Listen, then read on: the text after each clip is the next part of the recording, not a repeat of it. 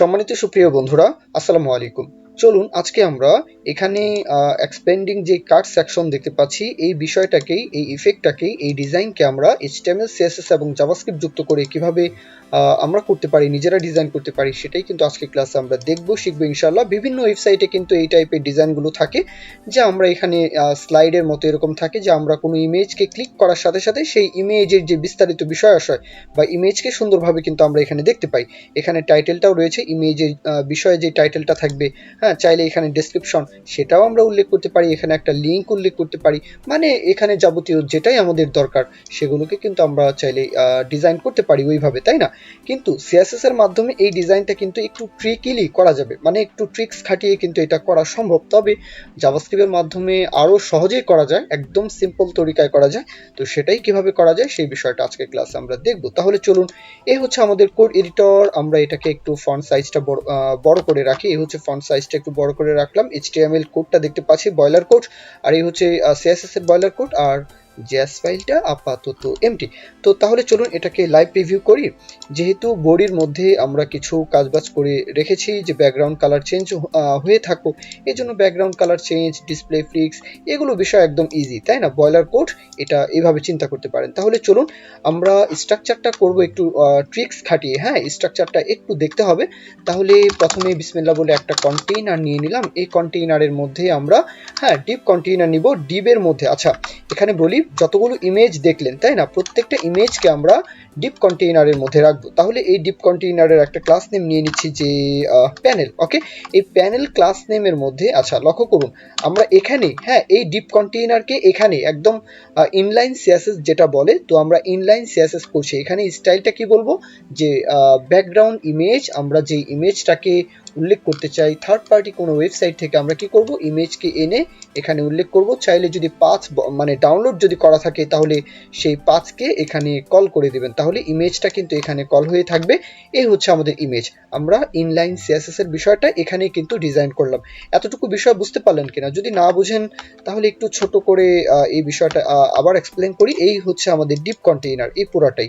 এই deep কন্টেইনারের class name হচ্ছে কি, প্যানেল। এই ক্লাস নেম তো নিলাম, কিন্তু এই ডিপ কন্টেইনারকে আমরা সিএসএস এর মাধ্যমে এখানে ব্যাকগ্রাউন্ড ইমেজটাও যুক্ত করে দিলাম। এটা কি বুঝতে অসুবিধা হলো কিনা? এরপরে আমরা একটা h3 ট্যাগ এখানে, এই যে ডিপ কন্টেইনারের ক্লাস নেম তো নিলাম, কোনো সমস্যা নেই। এই ডিপ কন্টেইনারের যে ফার্স্ট ট্যাগ যেখানে শেষ, ঠিক তারপরে এই ট্যাগটা এখানে শেষ, তাই না? মানে ক্লোজিং ট্যাগের ঠিক পরেই, মানে ঠিক আগেই, হ্যাঁ, ক্লোজিং ট্যাগের ঠিক আগেই আমরা এখানে h3-র যেই বিষয়টা, আমরা একটা হেডিং ট্যাগ নিব। এই হেডিং ট্যাগকে এখানে আমরা উল্লেখ করে দিলাম।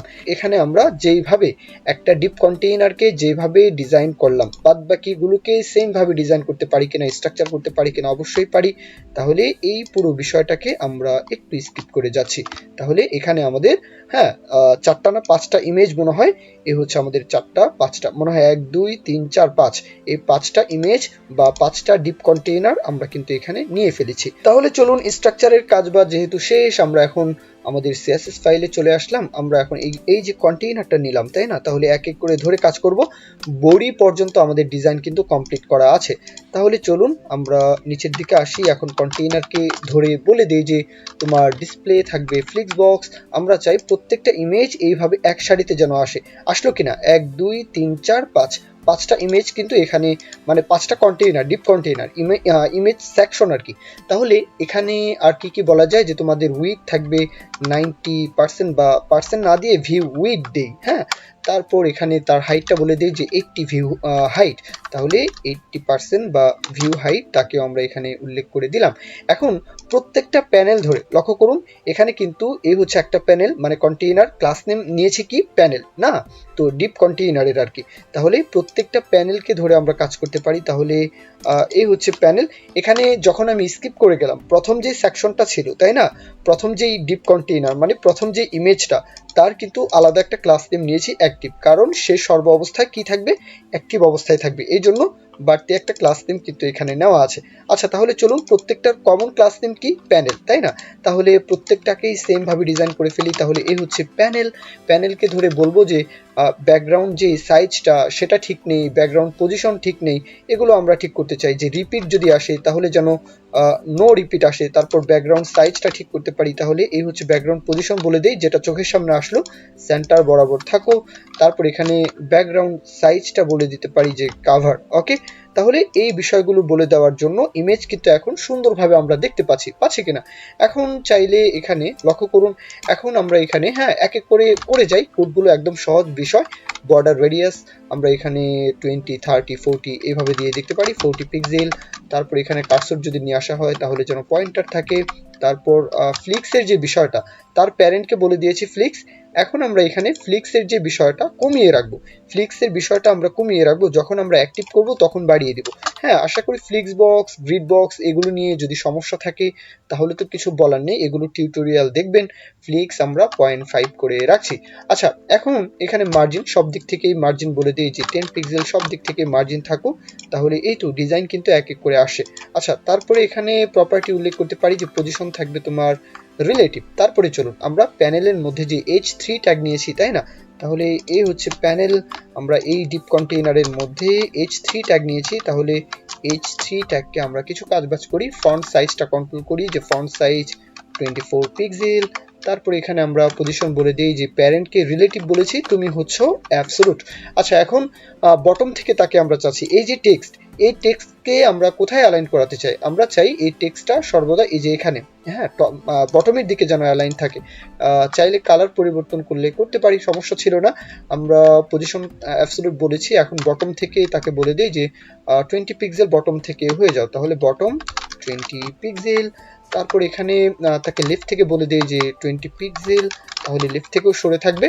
তারপর এখানে মূল কথা হচ্ছে ট্রান্সফর্ম যে স্কেলটা সেটা আমরা 0 করে রাখবো। তাহলে ট্রান্সফর্ম স্কেল তুমি দেখা দিও না, যখন আমরা অ্যাক্টিভ করব তখন যেন তোমাকে আমরা দেখতে পাই, সেই বিষয়টা। আচ্ছা, এখন আমরা এখানে আর কি বলতে পারি, ট্রানজিশনটা পরে উল্লেখ করলে করব, কোনো সমস্যা নেই। চলুন এই ডিজাইনটা তাহলে আমরা এইভাবে দেখছি কিনা। তাহলে প্রথম যেই মানে এই যে ইমেজটা, এই ইমেজকে আমরা ক্লাস নেম এক্সট্রা নিয়েছি কি অ্যাক্টিভ, তাই না? তাহলে আমরা তাকে বলে দিই যে প্যানেল, তোমার মধ্যে যেই যার ক্লাস নেম অ্যাক্টিভ রয়েছে, তাহলে আমরা এখানে প্যানেলকে ধরে বলি যে তোমার যে ক্লাস নেম অ্যাক্টিভ রয়েছে, হ্যাঁ, যদি তুমি অ্যাক্টিভ থাকো তাহলে তোমার ফ্লিক্সটাকে বাড়াও, তাহলে ফ্লিক্স হয়ে যাবে 5। জাস্ট এই কথাটা বলে দেওয়ার জন্য আমাদের ডিজাইনটা কিন্তু এখন প্রথম যে ইমেজটা তার ফ্লিক্স কত এখন 5, আর প্রত্যেকটার কত 0.5, তাই না? তো আমরা তাকে বাড়িয়ে দিলাম, এই বিষয়টাই। এখন যারই অ্যাক্টিভ ক্লাসটা পাবে, যদি এটার পায় তাহলে এটার ক্লাস নেম অ্যাক্টিভ হওয়ার জন্য তার ফ্লিক্স বেড়ে যাবে। যদি এটার হয় তাহলে তার ফ্লিক্স হয়ে যাবে 5, এটার যদি হয় তাহলে তার হয়ে যাবে 5, তাই না? এভাবে যার অ্যাক্টিভ মানে ক্লাস নেমটা থাকবে সেই কি হয়ে যাবে, ফ্লিক্সের যে বিষয়টা তার 5 হয়ে যাবে, 0.5 থেকে ফ্লিক্স হয়ে যাবে 5, মানে বেড়ে যাবে, উইথটা বেড়ে যাবে। এই তো, এখন আমরা এই প্যানেলকে যদি অ্যাক্টিভ করা হয় তাহলে এর মধ্যে যে H3 ট্যাগটা রয়েছে, তাই না, তাকে তো আমরা বলে দিলাম যে তোমার ট্রান্সফর্ম স্কেল 0, কিন্তু আসলে যখন অ্যাক্টিভ হবে তখন তো দেখাতে চাই নাকি। তাহলে H3 ট্যাগ যেটা রয়েছে, যদি প্যানেল অ্যাক্টিভ হয় তাহলে ট্রান্সফর্ম স্কেল কি বলবো 1 হয়ে যাবে, এই বিষয়টা তাকে আমরা বলে দিলাম। এই তো, এটা কিন্তু চলে আসে, তাই না? এখন এটার কালারটা পরিবর্তন করা লাগে মনে হয়, তাহলে এখানে বলে দিন যে কালার পরিবর্তন হয়ে যাও। কালার কোডটা বলতে পারি যে সরাসরি হোয়াইট কালারটাই দেই, তাহলে FFF, এই তো চলে আসে। এখন চলুন আমরা জাভাস্ক্রিপ্ট ফাইলে চলে যাই, বাদ বাকি বিষয়টা এখন জাভাস্ক্রিপ্টের মাধ্যমে দেখি। তাহলে এখানে আমরা জাভাস্ক্রিপ্ট ফাইলে চলে আসলাম, একটা ভেরিয়েবল নেই যার নাম দিতে পারি প্যানেলস, এইভাবে নিলাম আর কি। প্যানেলস এর মধ্যে আমাদের এখানে প্যানেল কয়টা? প্যানেল হচ্ছে টোটাল 5টা, মানে ইমেজ কয়টা? ইমেজ হচ্ছে 5টা, তাই না? তাহলে প্রত্যেকটাকে আমরা এখান থেকে যদি ধরতে চাই তাহলে document dot query selector all, এই অলের মধ্যে আমরা কি বলবো, প্যানেলসকে, যেহেতু ক্লাস নেম তাহলে এই হচ্ছে আমাদের প্যানেলকে এখানে কি প্রত্যেকটা প্যানেলকে স্টোর করে ফেললাম। আচ্ছা, এবার তাহলে প্রশ্ন যে আমরা এখন কি করতে চাচ্ছি, এখানে যেহেতু প্যানেল মানে প্রত্যেকটা প্যানেলকে প্যানেলস এর মধ্যে স্টোর করে ফেললাম, যেহেতু সমষ্টিগত, তাহলে প্যানেলসকে বলে দিন যে তুমি ফর ইচ এর মধ্যে থাকো, তোমাকে আমরা এখান থেকে যে কোনো একটা এলিমেন্টকে এখান থেকে সিলেক্ট করতে চাই। তাহলে এলিমেন্ট আমরা এখান থেকে, লক্ষ্য করুন এই এলিমেন্টটা আবার কি, এলিমেন্ট হচ্ছে প্রত্যেকটা ইমেজ, হ্যাঁ, যে কোনো একটা হতে পারে। এখানে যেহেতু ফর ইচ লুপ চলবে, সুতরাং প্রত্যেকটা ইমেজের মধ্য দিয়ে কিন্তু একবার করে সে চলবে, তাই না? তাহলে যেহেতু সে একবার করে চলবে, সুতরাং সেখান থেকে আমরা একটা করে এলিমেন্ট আমরা এখান থেকে সিলেক্ট করতে চাচ্ছি। আচ্ছা, তাহলে এই বিষয়টাকে আমরা তার বডিকে উল্লেখ করে রাখি, মানে বডিটাকে আগে তো কমপ্লিট করতে হবে, তাই না? তাহলে এ হচ্ছে তার বডি। এই বডির মধ্যে আমরা কি চাই, যে কোনো একটা এলিমেন্টকে ক্লিক করতে চাই। তাহলে এই হচ্ছে element dot add event listener. হ্যাঁ, আমরা ইভেন্ট লিসেনারের মাধ্যমে কি করি, যে ইভেন্টটা তাকে শুনিয়ে দেই, তাই না? তাহলে এখানে ইভেন্টটা কি হবে, ক্লিক। এই হচ্ছে ক্লিক। ক্লিক হলে সে একটা ফাংশন রান করবে। তাহলে এই হচ্ছে তাকে আমরা বলে দিলাম যে অ্যারো ফাংশন, আমরা তাকে সিম্পল যেহেতু, সুতরাং অ্যারো ফাংশনের বডিটাকে এখানে আমরা উল্লেখ করছি। এখন লক্ষ্য করুন, এখন কি চাই, যে অ্যাক্টিভ যে ক্লাসটা, হ্যাঁ, যাকেই আমরা ক্লিক করব তারই অ্যাক্টিভ ক্লাস, মানে যাকেই ক্লিক করব, যে কোনো একটাকে, যে কোনো একটা আইটেমকে, যে কোনো একটা প্যানেলকে, হ্যাঁ, যেহেতু এলিমেন্টকে এখানে পাস করছি, সুতরাং এলিমেন্টকে ধরে বলে দিব যাকেই ক্লিক করব তারই ক্লাস লিস্ট অ্যাড হয়ে যাও। তাহলে ক্লাস লিস্ট ডট অ্যাড, আমরা এখানে কাকে অ্যাড করতে, মানে কোন ক্লাসকে অ্যাড করতে চাচ্ছি, অ্যাক্টিভ নামে যে ক্লাসটা আমরা সিএসএস এর মাধ্যমে উল্লেখ করেছি তাকে অ্যাড করতে চাচ্ছি। এখন লক্ষ্য করুন জাদু, যখনই আমরা ক্লিক করব এটা কি বেড়ে যাচ্ছে, তাই না? তো এটা হুটহাট বাড়ছে। এই জন্যই সিএসএস এর মধ্যে ট্রানজিশনটা উল্লেখ করতে হয়। তাহলে চলুন আমরা আবার সিএসএস ফাইলে চলে আসি। আমরা এখন এই যে প্যানেল নিয়েছিলাম, তাহলে প্যানেলটা কোথায়, এই হচ্ছে প্যানেল। আমরা এখানে বলে দিব যে ট্রানজিশন হও। তাহলে এই হচ্ছে ট্রানজিশন, কার মাধ্যমে, ফ্লিক্স এর মাধ্যমে। তাহলে এখানে এটা নিচের সারিতে আনা উচিত ছিল। এই হচ্ছে ফ্লিক্স এর মাধ্যমে তুমি, মানে ফ্লিক্স এর যে বিষয়টা ছিল, আমরা এখানে এই যে ফ্লিক্স বলেছিলাম, তাই না? এখানে তার ফ্লিক্স কত, 0.5, কিন্তু সে হবে কত, 5। হ্যাঁ, 0.5 থেকে হয়ে যাবে 5। সুতরাং সেটা যেন ফ্লিক্স এর মাধ্যমেই যেন হয়, এই জন্যই তাকে ট্রানজিশনের মাধ্যমে বলে দিচ্ছি যে ফ্লিক্স যে বিষয়টা সেটার উপর ভিত্তি করে তোমার ট্রানজিশনটা হও। আর সেই সাথে ডিউরেশন বলে দিই যে 0.7 সেকেন্ড। এখন লক্ষ্য করুন, যখনই আমরা ক্লিক করব সুন্দরভাবেই কিন্তু এই ইফেক্টটা দিচ্ছে কিনা, যখনই আমরা ক্লিক করব ইফেক্টটা দিচ্ছে সুন্দরভাবে। কিন্তু কথা হচ্ছে এই যে টেক্সটটা, মানে হেডিং ট্যাগ, তার কিন্তু ট্রানজিশনটা এখানে উল্লেখ করা হয়নি। তাহলে চলুন এখানে আবার আমরা তাকে বলে দিই যে তোমার ট্রানজিশন হও H3 ট্যাগ। তোমাকে আমরা ট্রানজিশন বলছি যে তুমি ট্রান্সফর্ম আকারে যে তুমি বাড়বে কমবে, তাহলে তোমার ট্রানজিশনটা হবে কি, ট্রান্সফর্ম আকারে। এখানে তাকে বলে দিলাম। এখন তাকে আমরা 0.4 সেকেন্ড এখানে উল্লেখ করে দিলাম। লক্ষ্য করুন, এখন কিন্তু সুন্দরভাবে কিন্তু ডিজাইনটা হচ্ছে। কিন্তু কথা হচ্ছে এটার ট্রানজিশন ডিলে কত দিতে চাই, যেমন ধরুন 0.4 সেকেন্ড, এটা বলতে চাই। তাহলে লক্ষ্য করুন, এখন আমরা যে ডিজাইনটা চাচ্ছিলাম, ক্লিক করার সাথে সাথে, হ্যাঁ, এটা রিফ্রেশ হলো। এখন আমরা ক্লিক করি, এই তো। এখন আমরা আবার এখানে ক্লিক করি, এই তো, এখানে ক্লিক করি। কিন্তু এখানে প্রবলেমটা কি হচ্ছে, লক্ষ্য করুন তো, প্রবলেমটা হচ্ছে রিমুভ হচ্ছে না। ক্লাস লিস্ট কিন্তু অ্যাড হলো, কিন্তু ক্লাস লিস্ট কি হচ্ছে না, রিমুভ হচ্ছে না। আগে রিমুভ হবে, তারপরে। লক্ষ্য করুন, আমরা যখনই 2 নাম্বার যে ইমেজটা, যখনই আমরা এখানে ক্লিক করব, ক্লিক করার সাথে সাথে তার মধ্যে ক্লাস লিস্ট অ্যাড হয়ে যাবে, আর এখানে তার মধ্যে ক্লাস লিস্ট রিমুভ হয়ে যাবে। আগে ক্লাস লিস্ট রিমুভ হতে হবে, তারপরে ক্লাস লিস্ট অ্যাড হতে হবে। যদি এখানে ক্লিক করার সাথে সাথে এই যে ফ্লিক্সটা, তার মানে রিমুভ হলে কি হবে, 0.5 ফ্লিক্স হয়ে যাবে। যখনই এটার 0.5 ফ্লিক্স হবে, তখনই তো এই ডিজাইনটা সুন্দরভাবে আমরা দেখতে পারবো, তাই না? তো এই বিষয়টা কিভাবে করতে পারি, আবার প্রশ্ন। তাহলে এর উত্তরটা হচ্ছে যে এখানে আমরা কি করব, আরো একটা ফাংশন এখানে উল্লেখ করব। এই বিষয়ের উপর আমরা ফাংশনের নামটা উল্লেখ করতে পারি যে রিমুভ অ্যাক্টিভ ক্লাস, এইভাবে নেই যে রিমুভ অ্যাক্টিভ ক্লাস, বা অ্যাক্টিভ, এভাবে নেই অ্যাক্টিভ। এইভাবে ফাংশনকে আমরা এখানে কল করে দিচ্ছি। তার মানে কি, ফাংশন তুমি কল হবে, এই ফাংশনের মধ্যে আমরা কি বলে দিব, যে ক্লাস লিস্টটা আগে রিমুভ হও। তাহলে চলুন আমরা নিচের দিকে আসি। এ হচ্ছে আমাদের ফাংশন। ফাংশনের নাম কি, রিমুভ অ্যাক্টিভ। এটা আমরা কি করতে চাই, ফাংশনের নাম হিসেবে উল্লেখ করতে চাই। তাহলে এই হচ্ছে ফাংশনের বডি। আচ্ছা, এখন লজিকটা কি, এখন লজিকটা হচ্ছে, আমরা তো উপরে বলে দিয়েছি যে এলিমেন্ট তুমি আমাদের ইভেন্টটা শোনো। সে কি শুনবে, ইভেন্ট শুনবে। ইভেন্টটা কি, ক্লিক। যখনই ক্লিক হবে তখনই কি হবে, এই ফাংশনটা চলবে। এই ফাংশনটার মধ্যে আমরা কি লিখে দিব, এই ফাংশনের মধ্যে আমরা লিখে দিব যে আগে আগে রিমুভ হয়ে যাবে, হ্যাঁ, এলিমেন্টের ক্লাস লিস্ট যে অ্যাক্টিভ থাকবে সেটা রিমুভ হয়ে যাবে।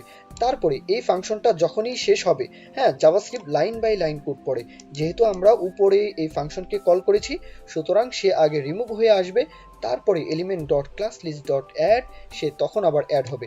এই ফাংশনটা কমপ্লিট না হওয়া পর্যন্ত এই কোডটা রান হবে না। এই ফাংশনটা কমপ্লিট না হওয়া পর্যন্ত এই কোডটা রান হবে না। এই ফাংশনটা কমপ্লিট না হওয়া পর্যন্ত এই কোডটা রান হবে না। বুঝতে পারলেন যে আমরা আগে কি করব? রিমুভ করব। আমরা আগে কি করব? রিমুভ করব। তাহলে চলুন আমরা প্যানেলস ধরে তো রিমুভ করতে হবে, তাই না? তাহলে আবার এখানে ফর ইচ লুপের যে বিষয়টা আমরা এখানে বলে দিচ্ছি। এখন আমরা এখান থেকে এলিমেন্টকে পাস করতে চাচ্ছি, এই হচ্ছে আমাদের এলিমেন্টস।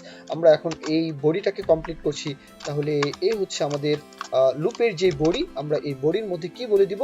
যে এলিমেন্ট ডট ক্লাস লিস্ট আগে রিমুভ হয়ে আসো। তাহলে এই বিষয়টাকে এখান থেকে কপি করলাম আর এই বিষয়টাকে এখানে পেস্ট করে দিয়ে জাস্ট অ্যাড এর বদৌলতে আমরা রিমুভকে উল্লেখ করলাম। যখনই আমরা এখানে ক্লিক করছি সে আগে কমপ্লিট হয়ে আসে, তার ক্লাস লিস্টটা আগে রিমুভ হয়ে আসে, তারপরে কিন্তু তার ক্লাস লিস্টটা অ্যাড হয়ে যাচ্ছে। যখনই ক্লিক করছি, এই তো ট্রানজিশনটা আরেকটু স্মুথ ভাবে দিলে আরো মনে হয় ভালো হতো। আপনারা চাইলে এটা ট্রাই করতে পারেন। তো এ পর্যন্তই ছিল আজকের ক্লাসটি। যদি মনে করেন যে এই মিনি প্রজেক্টের মাধ্যমে আপনাদের কোনো না কোনোভাবে আপনারা উপকৃত হচ্ছেন, তাহলে অবশ্যই চ্যানেলটি সাবস্ক্রাইব করে রাখতে ভুলবেন না। লাইক, কমেন্ট, শেয়ার এগুলো মাস্ট করতেই পারেন। এ পর্যন্তই ভিডিও। সকলেই ভালো থাকবেন। আল্লাহ হাফিজ। আসসালামু আলাইকুম।